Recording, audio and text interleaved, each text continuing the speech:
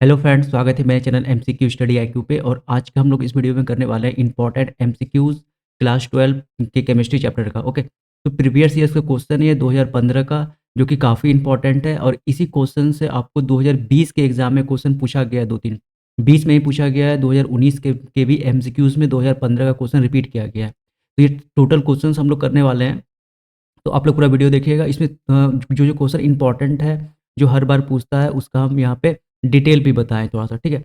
तो पूरा वीडियो देखिए, काफ़ी इंपॉर्टेंट एमसीक्यूज है ये क्लास 12 के केमिस्ट्री चैप्टर का। फर्स्ट क्वेश्चन है, देखो ये बहुत इंपॉर्टेंट क्वेश्चन है। XCF4 का आकार होता है, the shape of XCF4 is. तो याद रखना है, काफ़ी इंपॉर्टेंट है, हूबहू ये क्वेश्चन उठ के एग्जाम में आ जाता है ऑप्शन के साथ। तो याद रखना, स्क्वायर प्लेनर यह क्या हो जाएगा राइट आंसर। तो XCF4 का इसका जो शेप होता है, आकार कैसा होता है, तो स्क्वायर प्लेनर। एनसीईआरटी का ये क्वेश्चन है, ठीक है। देखो कुछ ऐसे यहाँ पे हो जाता है, ये एक्स ही रहता है और 4 फ्लोरीन लगा रहता है। तो ये शेप कैसा बना हमारा, तो ये कैसा बना, तो स्क्वायर प्लेनर बना। ऑप्शन नंबर बी हो जाएगा यहाँ राइट आंसर। सेकंड करते हैं, सबसे प्रबल लुईस अम्ल है, तो बताना है इसमें कि सबसे प्रबल लुईस एसिड कौन सा है। तो काफ़ी इंपॉर्टेंट क्वेश्चन है ये भी। तो BF3 जो है, ये हमारा सबसे प्रबल लुईस अम्ल है।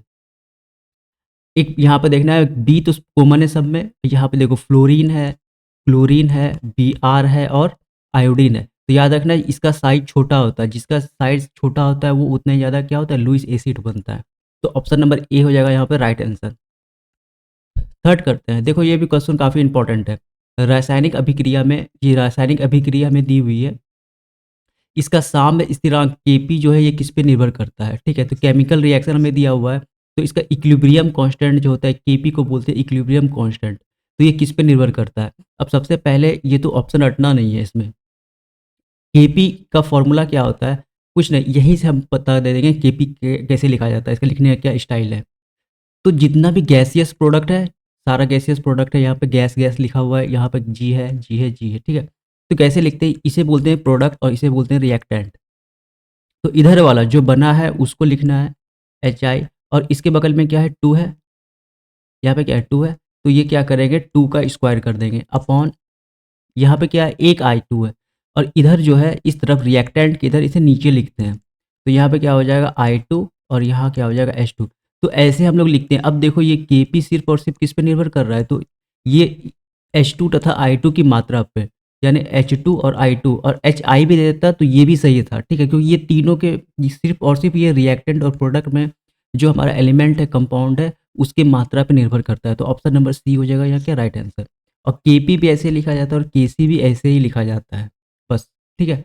रिएक्टेंट प्रोडक्ट वाला, इसका कॉफिशिएंट का स्क्वायर, ठीक है, रिएक्टेंट वाला डिवाइड करके फिर उसके कॉफिशिएंट का स्क्वायर। तो ये क्या हो जाएगा, H2 तथा I2 की मात्रा पर निर्भर करता है। ऑप्शन नंबर सी काफ़ी इंपॉर्टेंट है, एग्जाम में पूछता है इसलिए बताया, ठीक है। फोर करते, ये भी काफ़ी इंपॉर्टेंट है, केमिकल कैनेटिक्स चैप्टर का है। किसी अभिक्रिया का वेग निम्नलिखित प्रकार से व्यक्त होता है। तो यहाँ रेट लिखा हुआ है, वेग लिखा हुआ है यहाँ पे, तथा तो इस अभिक्रिया की कोटि क्या है, ठीक है। तो ओवरऑल ऑर्डर पूछा है रिएक्शन का, बहुत इंपॉर्टेंट क्वेश्चन है, 2 मार्क्स में ही पूछा जाता है। देखो कैसे निकालते हैं, जैसे यहाँ रेट हमें दिया हुआ है, वेग दिया हुआ है, ए की पावर क्या है यहाँ पे 2, ठीक है, ए की पावर क्या है 2, और बी है, ये पावर है। जब भी ओवरऑल ऑर्डर निकालना है, तो यहाँ पे क्या है 2 और यहाँ पे कुछ नहीं है तो 1। तो इस दोनों को हम क्या करेंगे, ऐड कर देंगे, तो ये क्या हो जाएगा 3। तो ओवरऑल ऑर्डर क्या हो जाएगा यहाँ पे 3। अब ये जो रेट है, ये रेट कहीं जीरो भी होता है, -1 भी होता है, हाफ भी होता है, ये रेट कुछ भी हो सकता है, सिर्फ होल नंबर नहीं, हाफ भी हो सकता है, माइनस में भी हो सकता है। तो कुछ भी रहे, हम क्या करना है, बस इसे ऐड कर देना है। जैसे एक एग्जांपल और देते हैं, कभी कभी क्वेश्चन घुमा के पूछता है। जैसे मान के चलो यही है, कोई एक रेट वेग का इक्वेशन लिखा हुआ है, ए दे देगा हाफ और बी दे देगा -2। तो अब क्या करेंगे, तो बस यही करना है, हाफ और -2, माइनस माइनस क्या क्या हो जाएगा, प्लस माइनस। अगर इसको जोड़ेंगे तो प्लस माइनस या माइनस ही आ जाएगा। तो ये इसका क्या हो जाएगा आंसर, तो माइनस हाफ हो जाएगा, ठीक है। इस अभिक्रिया का वेग क्या होगा, माइनस हाफ हो जाएगा rate, sorry order of reaction, ठीक है। ऑर्डर ऑफ रिएक्शन अगर इसका पूछा तो क्या हो जाएगा, हाफ। अभी के लिए क्या होगा, इस दोनों को ऐड करके क्या होगा, ऑप्शन नंबर बी 3 हो जाएगा राइट आंसर। 5 करते, किसी विलियन में 200 ml, किसी विलियन में 200 ml में 2 ग्राम NaOH घुले हुए हैं, तो विलियन की मोलरता निकालना है, ठीक है। मोलारिटी निकालना है, यानी बड़ी वाली एम निकालना है। इसका फॉर्मूला क्या होता है, नंबर ऑफ मोल यानी mole of solute upon volume of solution, किसमें, लीटर में। देखो यहाँ वॉल्यूम ऑफ सॉल्यूशन किसमें दिया हुआ है, वॉल्यूम का विलियन का आयतन यहाँ पे किसमें दिया, एमएल में दिया हुआ है, तो इसको हम पहले लीटर में चेंज करेंगे। तो कैसे करेंगे, तो 200 अपॉन 1000 से भाग करते हैं, तो ये आ जाएगा कितना, 0.2 लीटर। अब हमें इसका क्या निकालना है, मोल निकालना है।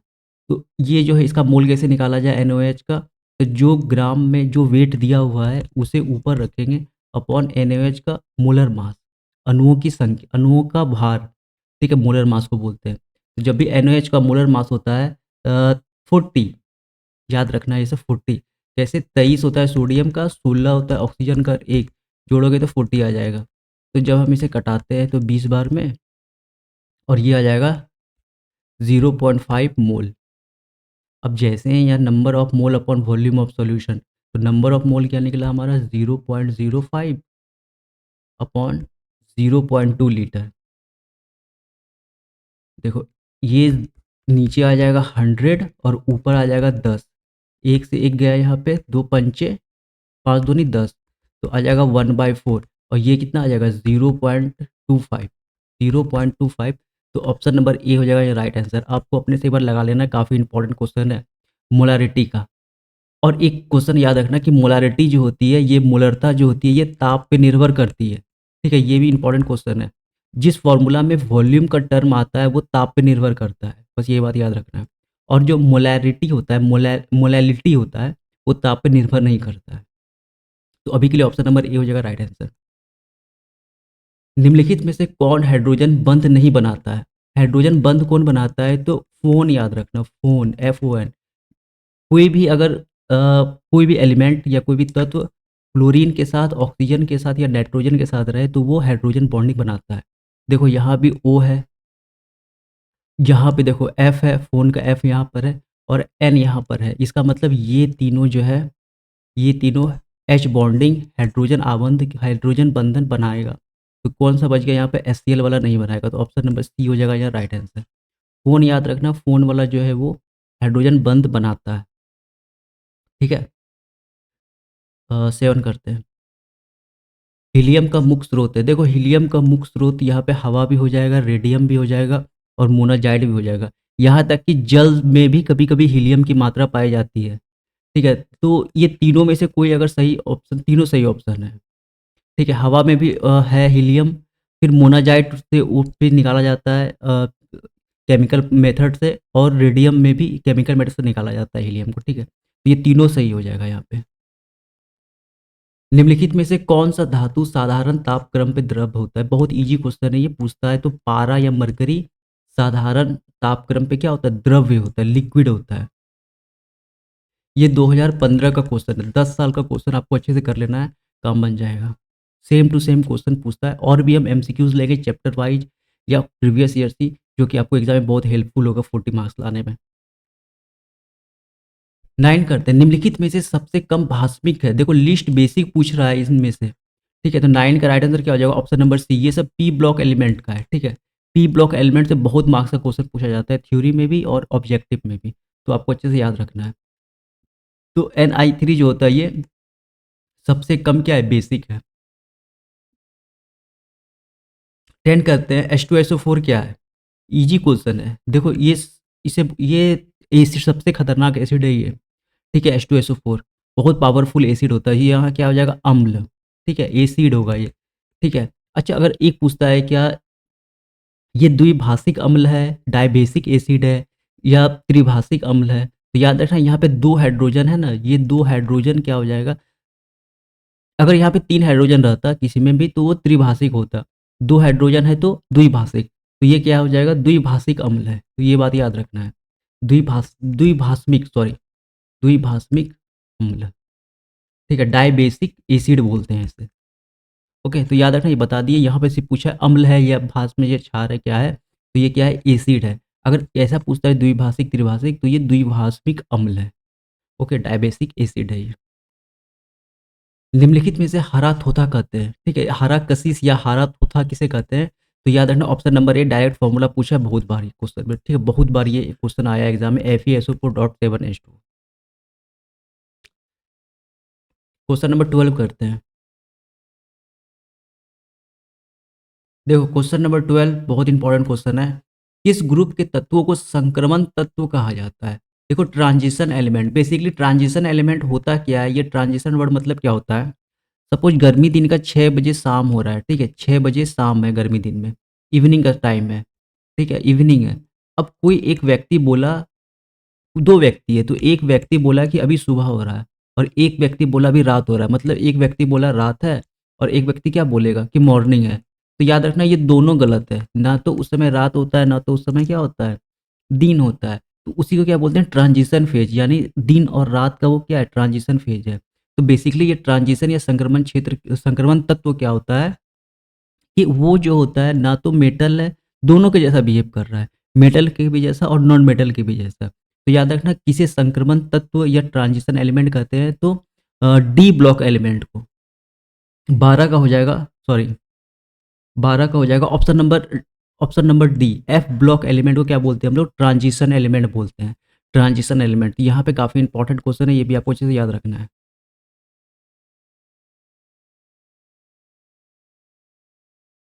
क्वेश्चन नंबर 13 करते हैं। सल्फाइड अक्ष का समाहरण किया जाता है। Sulphide ore is collected by, sulphide ore जब निकलता है तो कैसे हम उसे कलेक्ट करते हैं, तो फेन उत्प्लावन विधि द्वारा, फ्लोटेशन इसे बोलते हैं।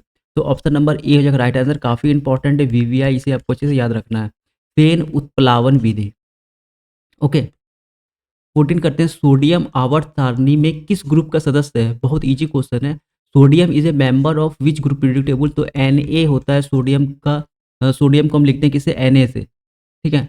अब ये किस ग्रुप का है सोडियम, तो याद रखना है 14 का हो जाएगा option number A, group first का है, समूह फर्स्ट, पहले समूह का ये है सोडियम। ओके, तो ये बात आपको अच्छे से याद रखना है। इतना तो इंग्लिश सबको पता होना चाहिए कि पीरियड और ग्रुप बोलते हैं, ठीक है।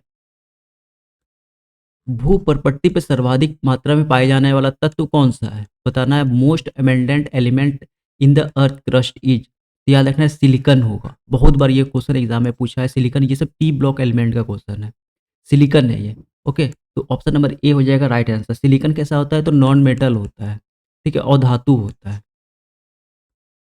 मालाकाइट एक्स है, मालाकाइट इज एन ओर ऑफ, किसका एक्स है, तो ऑप्शन नंबर बी हो जाएगा राइट आंसर। कॉपर का एक्स होता है मालाकाइट। कॉपर पेराइट का सूत्र होता है, द फॉर्मूला ऑफ कॉपर पेराइट। काफी इंपॉर्टेंट क्वेश्चन है ये, VVI में है ये क्वेश्चन, बहुत बड़े एग्जाम में पूछा है आप लोगों के एग्जाम में, कॉपर पेराइट का सूत्र क्या होता है। तो याद रखना है Fe, यहाँ जो आपका ऑप्शन नंबर सी है, CuFeH2, ये हो जाएगा राइट आंसर। CuFeH2 हो जाएगा यहाँ पे क्या हमारा राइट आंसर। 18 करते हैं। एल्युमिनियम का एक्स है, तो ओर ऑफ एल्युमिनियम, तो एकमात्र एक्स होता है एल्युमिनियम का बॉक्साइट। काफी इंपॉर्टेंट क्वेश्चन है, एकमात्र, मात्र बॉक्साइट ही एल्युमिनियम का क्या होता है, ओर होता है। एल्कीन का समान सूत्र है, देखो एल्कीन मतलब डबल बॉन्ड के बारे में बात कर रहा है। डबल बॉन्ड का एल्कीन का सूत्र क्या होता है, CnH2n, ये होता है डबल बॉन्ड का सूत्र। देखो सिंगल बॉन्ड एल्केन का, ANE वाले का, जिसमें एन का उच्चारण होता है, तो single bond carbon carbon single bond वाले का क्या होता है, यहाँ पे +2 आ जाता है।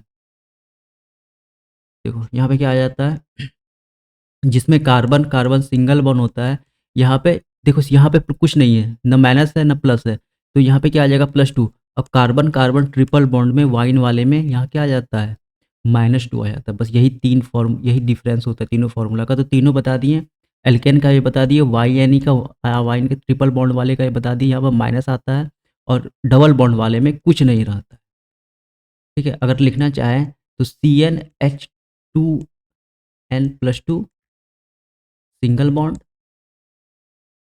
CnH2n, ये क्या हो जाएगा, डबल बॉन्ड, कार्बन कार्बन के बीच में डबल बॉन्ड, और CnH2n-2, ये कार्बन कार्बन ट्रिपल बॉन्ड वाले में होता है, ठीक है। ये तीनों बात आपको अच्छे से याद रखना है। क्वेश्चन नंबर 20, एथेन में कार्बन का संकरण है, कार्बन हाइब्रिडाइजेशन इन एथेन। अब देखो एथेन का फॉर्मूला क्या होता है, तो ये बात आपको याद रखना है। एथेन किसे बोलते हैं, तो सबसे पहले आपको ये बात याद रखना है, तो मिथ AN ही लगा हुआ है, यानी सिंगल बॉन्ड के बारे में बात कर रहा है। तो देखो, कार्बन कार्बन सिंगल बॉन्ड और कैसा है, एक कार्बन को बोलते हैं मेथ, दो को क्या बोलते हैं एथ। तो कार्बन कार्बन, अब कार्बन में कितने बॉन्ड होना चाहिए, मैक्सिमम 4 बॉन्ड। ठीक है, देखो इस कार्बन के पास कितने बॉन्ड हैं, 4 बॉन्ड। कैसे, 1 2 3 4। अब यहाँ भी 4 हम हाइड्रोजन डाल देते हैं, 3 हाइड्रोजन डाल देते हैं। देखो इस कार्बन के पास 1 2 3 4, 1 2 3 4, इसके पास भी 1 2 3 और 4।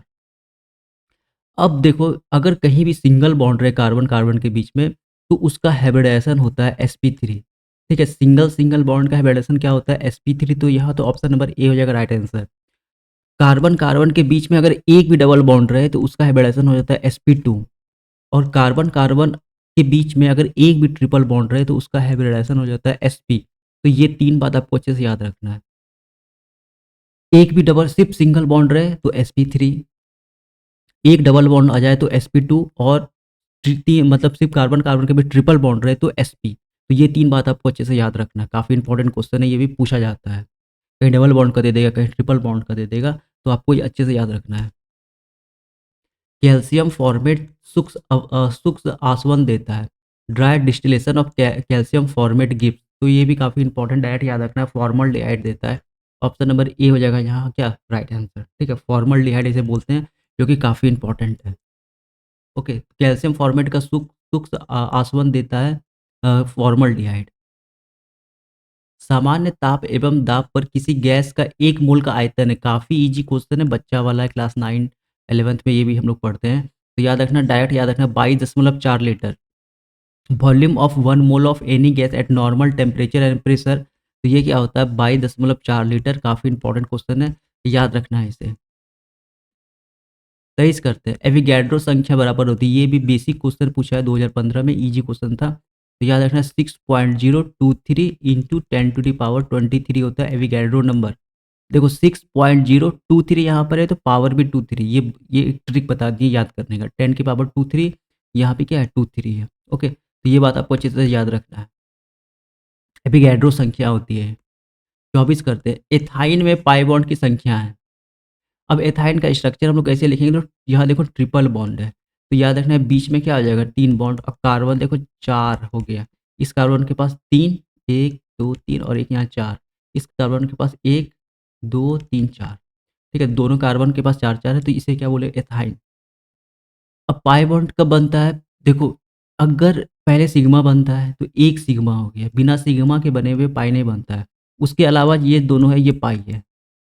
ठीक है, अगर यहाँ पे पूछे डबल बॉन्ड में तो कितने सिग्मा कितने पाई, तो पहले सिग्मा बनता है, सिग्मा के बिना पाई नहीं बनता है, सिग्मा बॉन्ड के बिना। तो एक सिग्मा बॉन्ड और क्या बचा है, उसके बाद एक पाई बॉन्ड। यहाँ भी जो पहला है उसे सिग्मा बोल देना है, फिर जितना 2 बचा है उसे क्या बोलेंगे, पाई। तो याद रखना, ऑप्शन नंबर बी हो जाएगा राइट आंसर। ये बनाने का ट्रिक है, पहला एक सिग्मा बॉन्ड तो बनता है, उसके अलावा जितना बचा है वो पाई बॉन्ड है। अगर सिर्फ और सिर्फ सिंगल बॉन्ड रहे तो सिंगल बॉन्ड में पाई बॉन्ड क्या होता है, 0। और सिग्मा बॉन्ड तो एक सिग्मा बॉन्ड रहता है। ओके, एक वहाँ क्या रहेगा, सिर्फ सिग्मा बॉन्ड रहेगा। नेक्स्ट क्वेश्चन करते हैं, निम्नलिखित में से कौन क्षारीय क्षारीय भूमिज तत्व है, which of the following alkaline earth metal. तो काफ़ी इंपॉर्टेंट है, देखो ग्रुप का जो है नाम भी रखा हुआ है कि कौन सा अल्कलाइन मेथड है, कौन सा चैल्कोजेन है। तो ये आपको अच्छे से याद करना पड़ेगा, थोड़ा बहुत है उसमें कॉन्सेप्ट है, पुराने में 2015 वगैरह में क्वेश्चन पूछा गया है। तो क्षारिज भूमिज तत्व इसमें हो जाएगा सोडियम, ऑप्शन नंबर बी हो जाएगा यहाँ राइट आंसर। इसे बोलते हैं अल्कलाइन अर्थ मेटल, नाम रखा हुआ है ग्रुप का, जैसे ग्रुप फर्स्ट है, ग्रुप सेकेंड है, तो इसी में नाम रखा हो गया कौन सा क्षारीय भूमिज तत्व है, कौन सा भूमिज तत्व है, कौन सा चैल्कोजेन है, कौन सा क्वाइनेज मेटल ग्रुप है। तो ये बात आपको अच्छे से याद रखना है, तो ऑप्शन नंबर बी हो जाएगा यहाँ राइट आंसर। ठीक है, देखो ये 25 इंपॉर्टेंट क्वेश्चन था, पिछले 2015 में कम क्वेश्चन पूछा करते थे। ठीक है, तो ये काफ़ी इंपॉर्टेंट क्वेश्चन हम आपको बता दिए। अब मिलेंगे अगले वीडियो में, तब तक के लिए थैंक यू। चैनल पर नए हैं तो चैनल को सब्सक्राइब कर लीजिए जरूर। ओके, तो ऑल द बेस्ट।